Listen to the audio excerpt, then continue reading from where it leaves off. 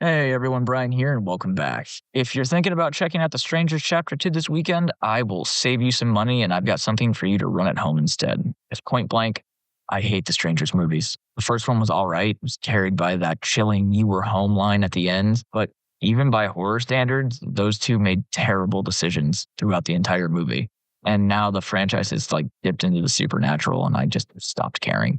But we need to start horror content for next week, and I will talk about what our plan for October is at the end of the video. Tonight's double feature is all about that home invasion siege vibe. When the enemy's outside, your safe spot isn't safe, and the only way to make it through is to hold the line. First up, Assault on Precinct 13. This was John Carpenter's second feature, made on a micro budget, and takeaway from that is when you don't have money, you focus on the fundamentals. Atmosphere, timing, music. Carpenter knew that if he couldn't afford scale, he could still afford suspense.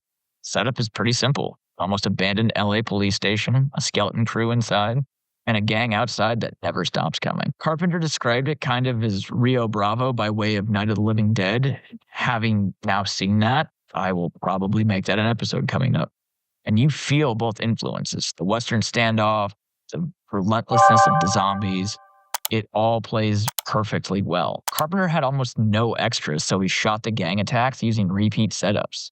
Same handful of actors shot from different angles, cut to feel like an unstoppable army. That's DIY filmmaking at its best. Stretch what you've got until it looks bigger than it is. Oh, and then there's one infamous moment. If you've seen it, you know. It's still one of the most shocking gut punches in 70s cinema. Carpenter said he wanted to pull the rug out from under audiences, and mission accomplished. Now let's jump ahead. Purge sounds like big concept sci-fi. One night a year, all crime is legal. But look closer. It's really just a home invasion thriller dressed up in dystopian clothes. A family locks down their house, the killers come knocking, and the question is, how long will the walls hold? This movie only cost about $3 million to make. That's peanuts in Hollywood, and that explains why there's like 17 of them now. How'd they pull it off? Well, it was easy. One location. Almost the entire story takes place in one house. It's the Clerks motif. By stripping it down, the filmmakers didn't have to spread their budget thin. They poured it into tension, masks, and atmosphere. That's the lesson. Limitations force creativity. The masks themselves, it's another low-budget trick. They make the villains scarier, but they also save money on casting. You don't need recognizable actors if the faces are hidden. You just need silhouettes and menace.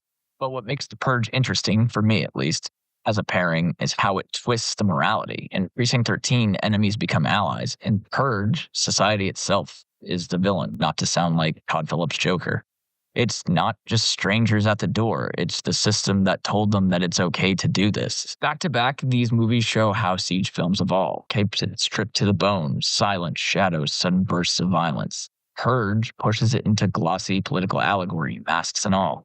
Both prove the same point. Sometimes the real horror isn't supernatural. It's just people with the law or chaos on their side. That's this week's Double Barrel Cinema. Assault on Precinct 13 and The Purge. Two films, 40 years apart, proving that the story never dies. It just adapts with the times.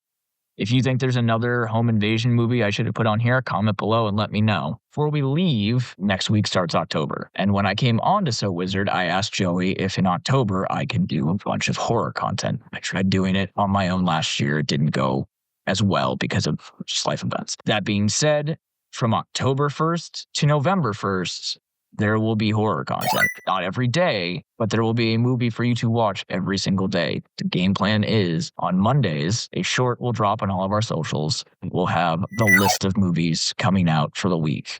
And then every Friday, Double Barrel Cinema will be there so you can have your Friday and Saturday movie, or you can do it as double feature. I have been working on the lineup probably since June. I've run it by Adam and Joey about 6 times. There's an entire week of staff picks. The idea is that you'll have a wide range of horror to accommodate you well after October ends and before I can start making my unique take on Christmas content. But that's it for this week. I will see you next week, and I will start posting all the stuff for what I'm calling 32 Nights of Nightmares on Wednesday.